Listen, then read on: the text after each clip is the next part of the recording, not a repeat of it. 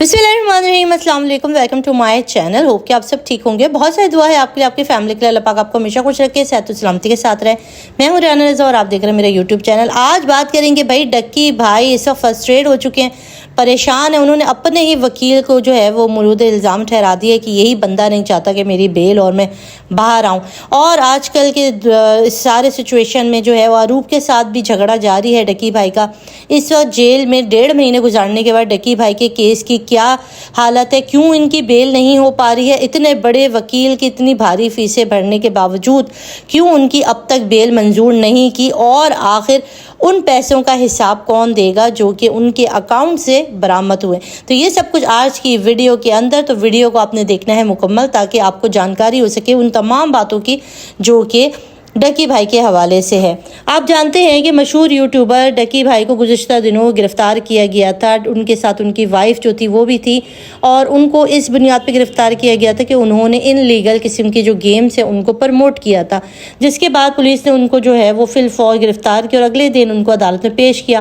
पहले तो डक्की भाई को पता ही नहीं चला कि भाई उन्होंने किया क्या, कौन सा इनलीगल काम उनसे हो गया जिसकी वजह से उनको गिरफ़्तार किया गया। फिर जब उन्हें ये सारी सिचुएशन पता चली, उनकी फैमिली को ये सारा कुछ पता चला, तो उसके बाद उन्होंने अदालत में जाकर जो है अपना बयान भी रिकॉर्ड कराया कि भाई वो ये सारी चीज़ें नहीं जानते थे कि ये जो ऐप्स हैं, जिनको वो जो गेमिंग ऐप्स हैं जिनको प्रमोट कर रहे हैं, वो पाकिस्तान में इनलीगल थे, वो बैन है और वो इतने ख़तरनाक हो सकते हैं, उसमें इतना ज़्यादा करोड़ों का फ्रॉड हो रहा है। इसके बाद उन्होंने अपनी जो भी चीज़ें थी उसको सबमिट कराई। लोगों का ये कहना था कि शायद ये केस इतना ज़्यादा नहीं है, इनकी बेल हो जाएगी, मगर अब तक उनकी बेल नहीं हुई। अच्छा, उसके बाद 2 हफ्तों से 3 हफ्तों से लेके आज 1.5 महीना हो गया कि उनकी बेल नहीं हो पा रही। तो उसके जवाब में उनके जो वकील हैं एडवोकेट उस्मान साहब, उनसे जब सवाल किया गया तो उन्होंने ये बात की कि बिल्कुल हमारे मौक्किल जो हैं वो इस वक्त पुरसुकून हैं, बिल्कुल भी वो गुस्से की हालत में, कहीं ना कहीं मिसअंडरस्टैंडिंग हो गई थी केस को समझने के हवाले से, मगर अब डक्की भाई खुद नहीं चाहते कि वो जो है वो जेल से बाहर आए। वो कुछ अरसे ख़ुद जेल में रहना चाहते हैं। ये बड़ी मज़ाहिया ख़ेज़ बात थी वैसे कि वहाँ पर वो रह के अदालत के अहकामात को और जितनी भी कानूनी जोइयाँ या कानूनी रास्ते उनको सीखेंगे, कुछ तालीम हासिल करेंगे जेल में रह के, मतलब अदालत की कार्रवाई के हवाले से, और उसके बाद वो उनके लिए अच्छा है। और उन्होंने ख़ुद ये बात कही है कि अच्छा है, मैं कुछ अरसे जेल में रहूँगा और मेरी बेल नहीं हो रही तो कोई मसले की बात नहीं है। यहाँ पे सवाल ये है कि उनकी बेल अब तक क्यों नहीं हो रही। उनकी जो है वो तमाम की तमाम बैंक अकाउंट जो है वो देखा गया, जिसके बाद उनको वहाँ से 3 लाख कोई 20,000 जो है वो डॉलर उनके अकाउंट से मिले, मगर अभी तक जितनी भी उनकी इस वक्त जो सबसे कड़ी कहते हैं ना, बड़ी सख्त किस्म की तफ्तीश, उनके रिमांड भी बहुत ज़्यादा हुए, उनकी तफ्तीश भी बहुत हुई, मगर वो अब तक ये नहीं बता सके कि आखिरकार ये पैसा आया कहाँ से।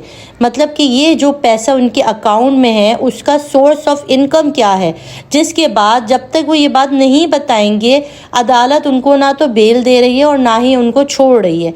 क्योंकि आपके जब अमाउंट आपके अकाउंट में निकलती है या बैंक अकाउंट में आपके जितने भी स्टेटमेंट हम निकालते हैं, तो हमारे पास उसकी जमा तफरीक होती है कि ये यहाँ से आए थे, ये सोर्स था, यहाँ से ये यूट्यूब इनकम है, ये मेरी टिकटॉक इनकम है, ये मेरी इंस्टाग्राम इनकम है, या ये मैंने इस ऐप से कमाया था।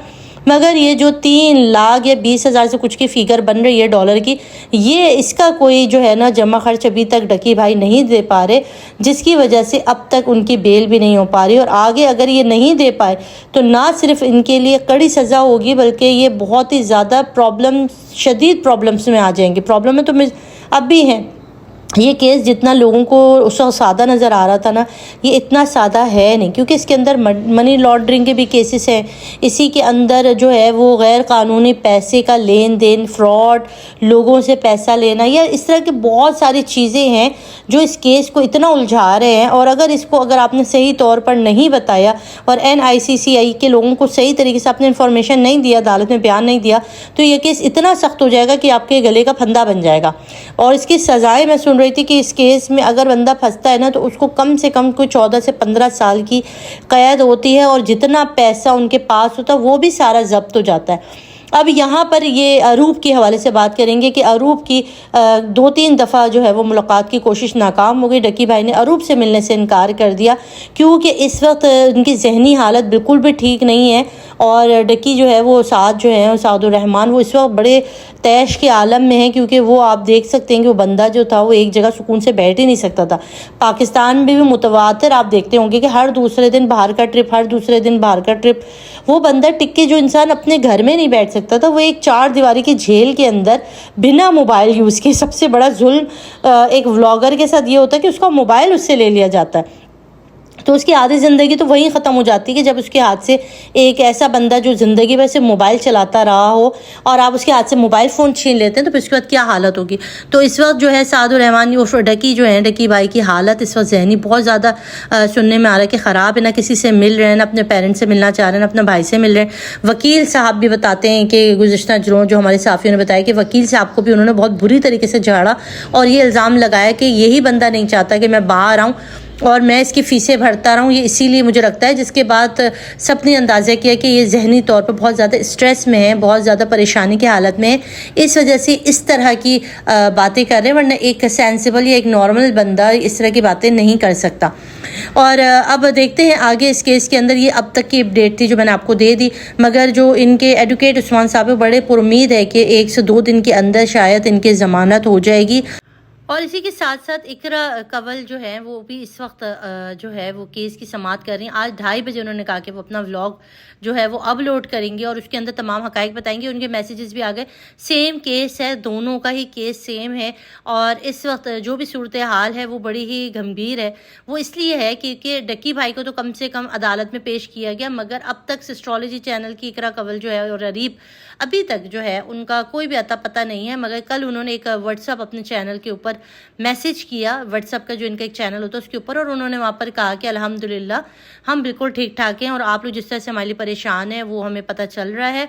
मैं आज इंशाल्लाह आपके लिए एक 2:30 बजे एक व्लॉग लाऊंगी जिसके अंदर सारे हकाइक बताऊंगी।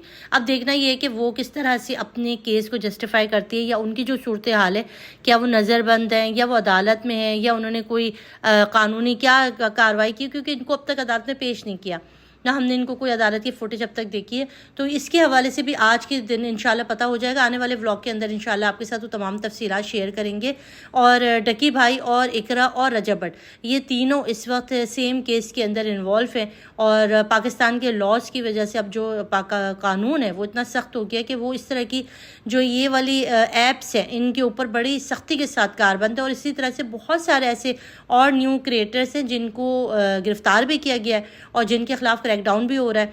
और अब आने वाले दौर में जो है ना वो इस तरह के लोगों को फ्रॉड करना या उनको इस तरह की उसमें लगाना बिल्कुल ही मतलब सही नहीं होगा, क्योंकि आने वाले टाइम में आपको पता चलेगा कि कितना नुकसान लोगों ने इससे उठाया है और जिसकी जमात जो है तफरीक में इन लोगों का भी नाम आता है।